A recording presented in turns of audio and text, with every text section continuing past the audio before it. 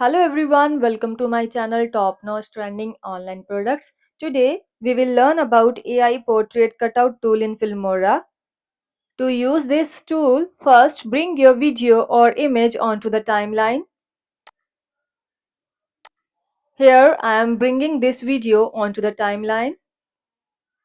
Then go to AI Tools option, scroll down, select AI Portrait Cutout option, enable it.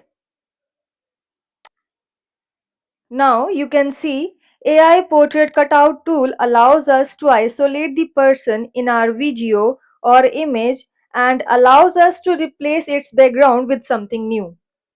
Now I am going to choose a new background for this video. Simply drag and drop the video below this video onto the timeline.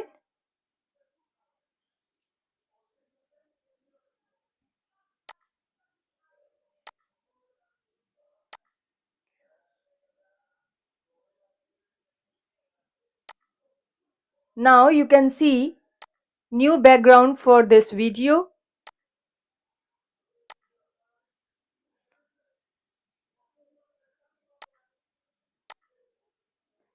Now you can export this video. Thank you for watching. If you like this video, do like, share and subscribe.